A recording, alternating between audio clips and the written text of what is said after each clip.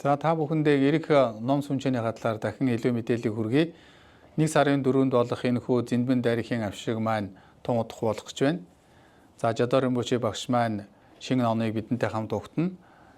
Ингээд бид нэр энэхүү номыг сонсохдоо та бүхэн сайхан бэлтгэлтэй ирээрээ хүн бүхэн одоо шинэ оноо эрч хүчтэйгээр эхлүүлэх сэтгэлийн их хүчтэйгээр энэхүү номдоо ирж суугаараа. Мөн өмнө нь бол нийтэд зориулсан айлдвар байгаа.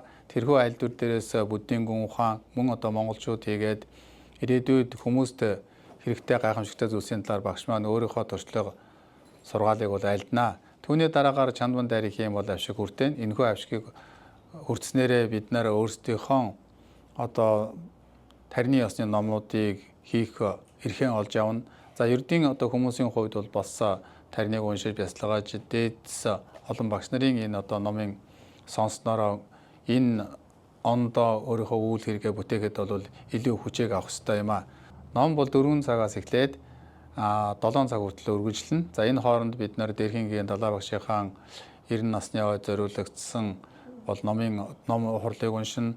За мөн одоо Монголынхоо соёлыг харуулсан зүйлсүүдийг бас оруулна гэж ингэж бодож байгаа. За номд ирэх үед хүмүүс бурхан шинтэй холбоотой олон зүйлсүүдийг бол таавал хүрдэг болно. Энэхүү номыг ивент итгэж оролцож байгаа жандаг хүмүүс маань бол багшаас ажиллагдсан бурхан чүтэн зүйлсүүдийг бол уулзална. За тэг хүн бүрд бол багшийн ажилтнад хүрдэг юм боломжтой байгаа. За мөн энэхүү номын одоо урд өдөр буюу 3-ны өдөр бид мөн одоо багштай хамт хүндэтгэлийн зоог зохион байгуулж байгаа. Түүн дотор мөн одоо оролцохыг хүссэн хүмүүс манай буддийн соёлын төвийн хүмүүстэй холбогдоод оролцоорой. Тэгээд энэхүү багшийн одоо номонд суухаар бол Монголоос мөн одоо төвдөөс баруун эргээс оролцож байна. За Гүмбэн хийдийн одоо Мингар Римбочи тэргүүтэй алам хуургууд оролцож байгаа. Мөн одоо Монголоос Гандэшлийн хийдийн хансар Нанз Дорж мөн Эрдэм соёлын хүрээлэнгийн Эрдэнэт нарийн бишийн дарга гэвч амгалан тэргүүтэй хүмүүс бол оролцож байгаа.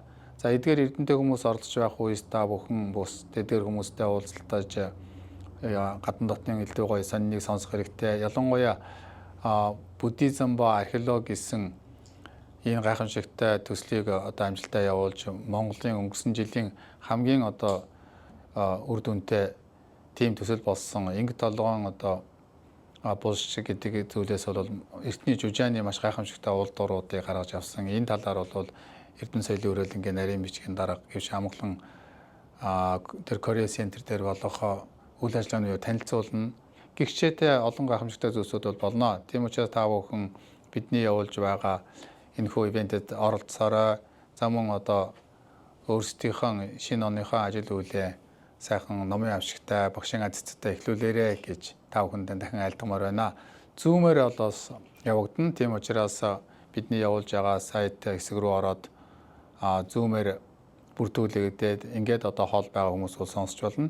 За ер нь тэгээд номд бол шууд өөрийнхөө биеэр оролцсон бол хамгийн одоо их чухал шүү. Яг авшиг ван бол тухайн үед хүн өөрөө бол хийдэг үйлдэлүүд, өөрөө даган дуурайж хэлэх таринууд мөн одоо мягдар тэргүүд нэг одоо зүгээд хот мандал руу орох тэргүүтээ бас тарины ёсны зан үйлүүд байдаг. Тийм учраас шууд одоо багшаас хүртээд шууд одоо сонсоод ингээд оролцвол болно. Англи хэл дээр бол сайн орчуулга явагдана. Тийм учраас монголоор одоо бүрэн ойлгож харах амжихгүй бол англи хэл дээр их орчуулгыг сонсч болно. Өөрсдийн одоо богино долгионы радиог авч ирээд тэгээд тэр долгионыг тааруулснараа англи хэлний орчуулагчийн ярьж байгаа номын тайлбаруудыг бол бүрэн дүүрэн сонсч авах боломжтой. Тэгээд энэ бол бас Вашингтонд байгаа буддийн соёлын төвийн хувьд бол анх удаа энэ олон улсын хэмжээнд гэж хэлэхөө Америкт яар байгаа буддист хүмүүсүүдийг бүгдээрээ оролцох боломжтой ийм томоохон арга хэмжээ болж байгаа. За урд нь бол бид монголчуудын хүрээнд цөөн одоо гадаад танил хүмүүсийн хүрээнд бол явуулдаг байсан бол энэ удаа бол бид багшийн энэ Америк дэх олон хотуудаар явж байгаа номуудын нэгэн хэсэг болгож Вашингтон дэх одоо ном гэж ингэж нэрлэгдээд олон хүмүүсийг бол оролцуулах боломжтойгоор явагдаж байгаа. Тийм учраас энэ бол нэг талаараа монголчуудын бас буддийн соёлдоо явуулж байгаа буддийн одоо энэ сургаал номыг хүргэхэд оролцуулж байгаа томоохон үйл ажиллагааны нэгэн хэсэг болох юм аа. Тийм учраас бид нар бас хичээж байна. Та бүхэн ч гэсэн өргөн одоо оролцоод буддийн соёлын төвөө дэмжээрэй. Мөн одоо өөрсдийнхөө хэрэгтэй бас номын авшигч гэсэн хүртээрээ шинэ оноо ичтэй хүчтэй сайхан эхлүүлээрэ гэж та бүхэнд айлтгая.